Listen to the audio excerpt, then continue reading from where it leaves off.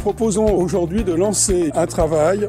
Il s'agit de se projeter sur les 20 prochaines années. Notre société est aujourd'hui effectivement à un tournant. Je pense qu'il faut vraiment qu'on en prenne la mesure et qu'il convient aussi donc pour une collectivité comme la nôtre de rechercher les voies nouvelles de son développement. On est obligé d'avoir une réflexion nouvelle sur l'aménagement du territoire. Est-ce que les projets sur lesquels nous avons pu travailler depuis des fois 5 ans, 10 ans, ne doivent pas être réfléchis, réinterrogés en quelque sorte? La disponibilité du CODEV, c'est de créer ces lieux de débat pour pouvoir formuler des propositions qui soient débattues avec ceux qui sont en responsabilité, avec l'espoir que nous puissions créer les conditions, dans le respect des rôles de chacun, d'aller dans ce sens de la co-construction. Je crois qu'il faut accepter l'urgence que peuvent rencontrer les entreprises avec le temps nécessairement plus long des décideurs publics et il faut bien entendu intégrer l'attente des citoyens qui ont besoin de comprendre et qui ont besoin de s'exprimer et qui ont besoin de pouvoir faire des propositions. C'est d'ailleurs le sens du travail du CODEV.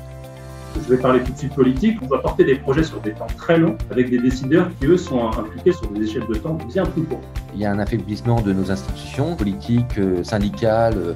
Il y a un sujet essentiel quand même à évoquer, c'est la pression sur les équipements et notamment les équipements scolaires. Si on regarde sur la diapositive suivante ce que ça donne en fait en La diversité du Val-de-Marne et aussi les obstacles sont des occasions de reposer un petit peu les choses.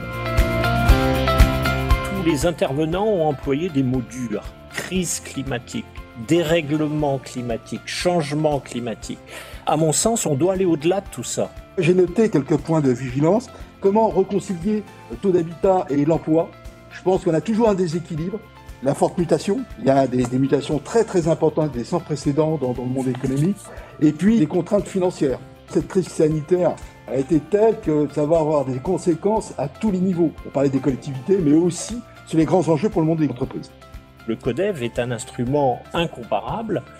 Je ressens le besoin de faire progresser nos projets, nos idées dans une formation à la fois avec le monde économique, le monde politique, le monde institutionnel, évidemment l'État, pour pouvoir peser dans ce débat qui dépasse le simple cadre du département du Val-de-Marne.